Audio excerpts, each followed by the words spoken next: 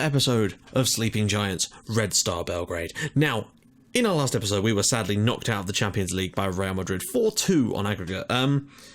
I feel like we're making progress, and I think next season, if we can win our Champions League group, which I really hope, and I think we'll be strong enough, provided we get no dodgy luck like we did this year, then I think there's a chance of us at least getting to the quarterfinals, and then hopefully we'll have strengthened enough to maybe even be able to knock out a team like Real Madrid, perhaps over 2 legs.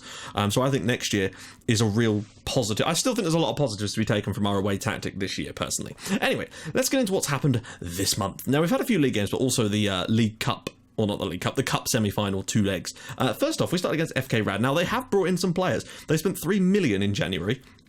I'm not entirely sure on who, but they do have, however, I noticed have a player called Moisey Vlad Paul, which is a glorious name, and is he a real player or is he a regen? Oh, he's a regen.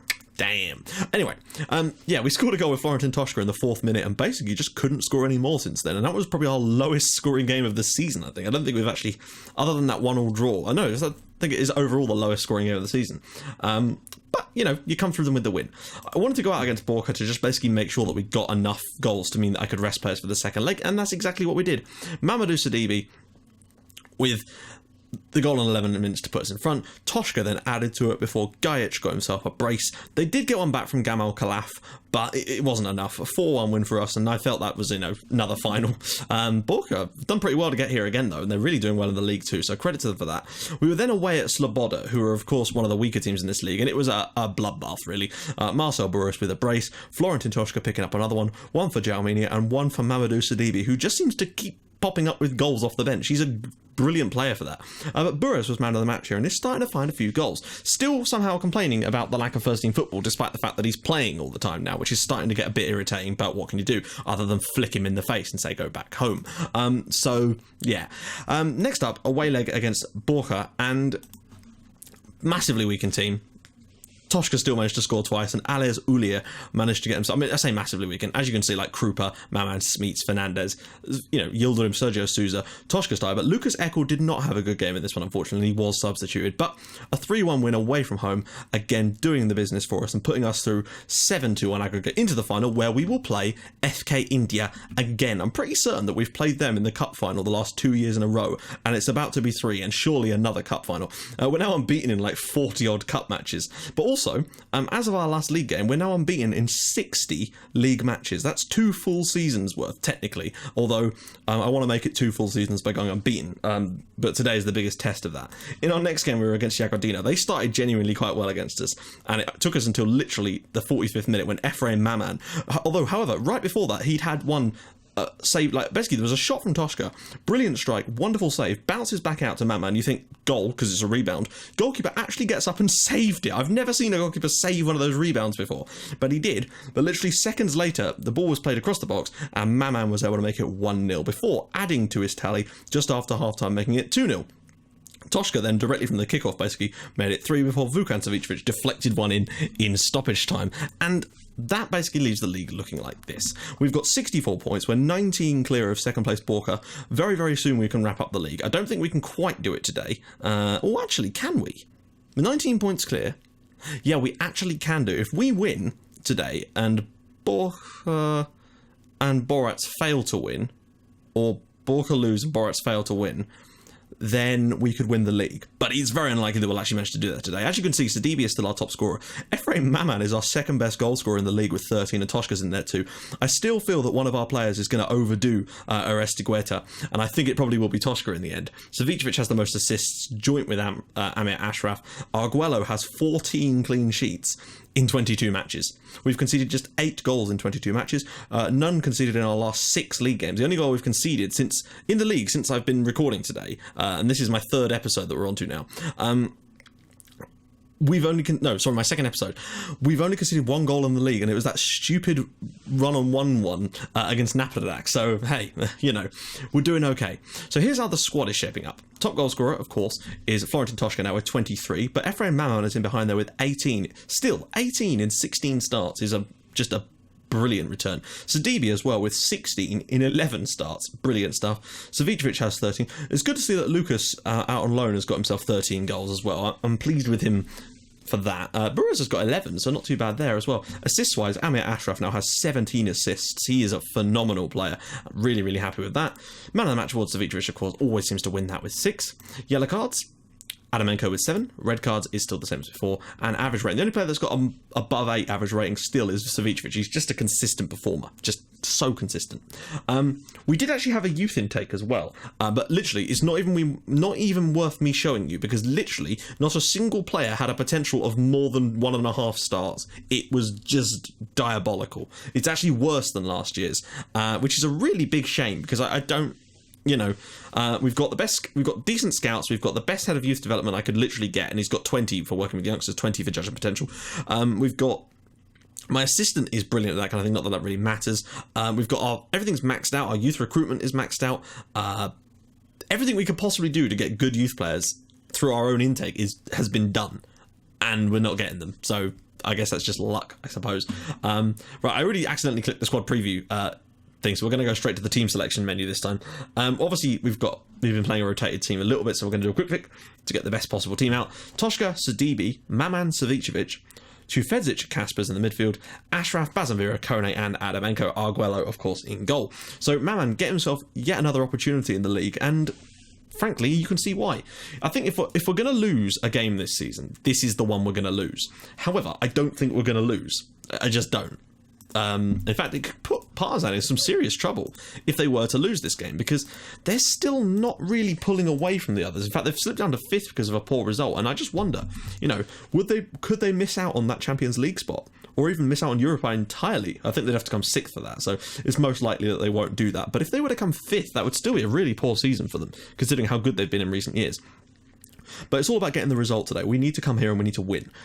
We've been so consistent this season. I just don't want a poor result to deny us another unbeaten year, We need to be solid. We've got probably the best team that we've had since this save began now, apart from, maybe if we'd had Jovic. He's sort of the one thing, but even so, Toshka's done a good job. Orlovic is through here. There's nobody in the box, though. He's got it. And Adamenko will bash that clear, thank God. But Kaspers has won it right now. Let's break. Oh, that is an absolutely glorious ball. Can Toshka put the icing on the cake here? It goes round the goalkeeper and very nearly puts it in the net. But Pajovic makes a big save. So from one end to the other there, we nearly broke on them brilliantly.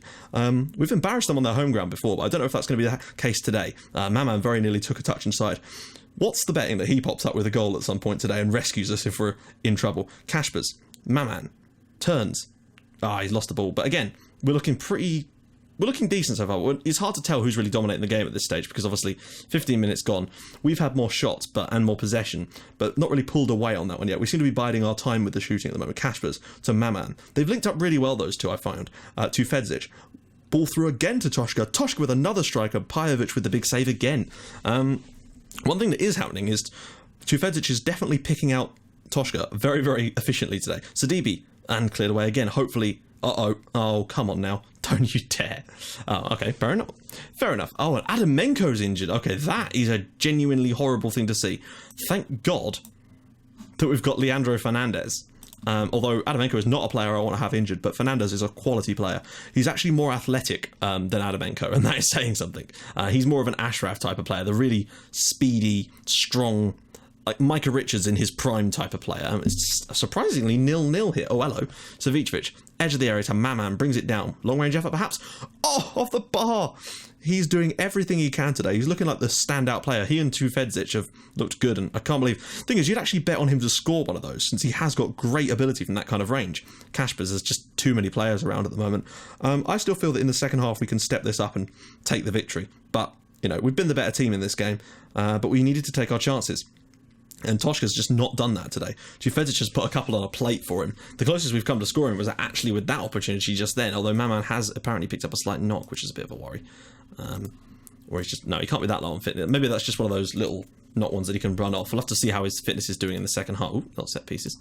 Advice to team. Right, let's just stick with that for now. I feel like over the course of this second half, we should do enough to win this match, but... they're not exactly letting us dominate them in the same percent. They are actually, in terms of possession, of course, like we generally do that. Maman now. Sidibe, can he find a cross? Back to Maman. Will he have a shot, perhaps? No. And, I don't think that was a penalty at all. It looked to me like he quite clearly got the ball. A penalty did seem harsh. Yeah, really don't think that was a penalty. But Toshka's going to step up here and hopefully give us the lead with another league goal for himself, which would actually put him up onto 14 and make him our joint top league goal scorer. Toshka steps up, 1-0 Red Star. If we were to keep a clean sheet here, that would be 7 consecutive clean sheets in the league. And I would wonder where that's actually going to stop, because I would have thought the one time where we would have a really good chance of conceding would be away at Partizan, but you just never know. We've got a bit lucky there, but Toshka's stepped up and taken it well and scored himself yet another goal for the season. Obviously with him on penalties, it's certainly helping his stats a little bit, but still. He still has to put them away, and he has actually missed 2 this season, if that is anything to go by. Right. We'll stay on control, though. There's no need to go and force the issue too much. Let's just have a little look here. Who's not playing well? Sidibe's not having the best game.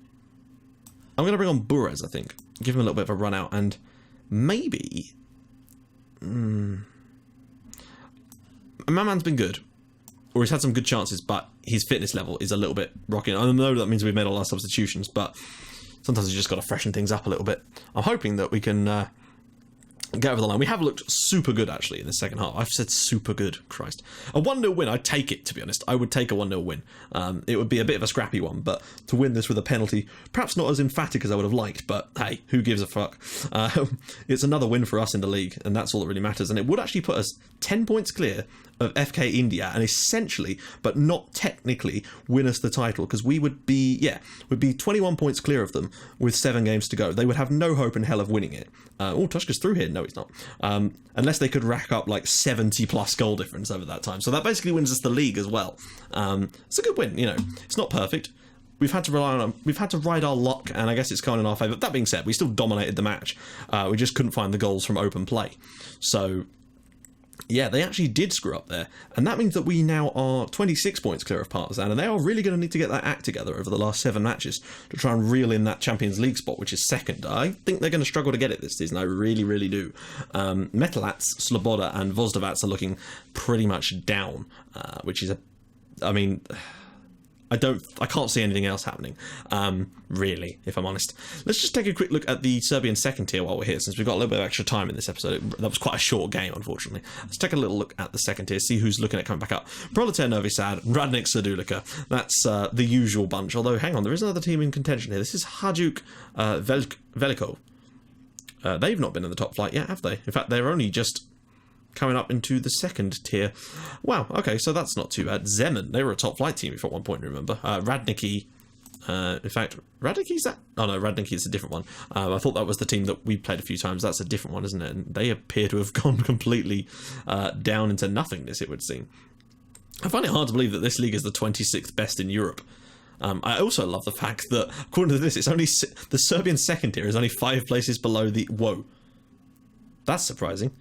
Serbian second tier is only a couple of places below the championship. Doesn't seem right to me, but one of those things, I guess. So guys, sorry about the slightly shorter length of this episode. I don't like to keep them that short, but you know, it doesn't happen that often, so give me a break on this one, I suppose. So, can we break the record? That is the question. We basically need to score 12 goals in our next 8 matches, which seems pretty doable to me. If anything, I think we'll smash the record, but I also want to see how few goals we can concede.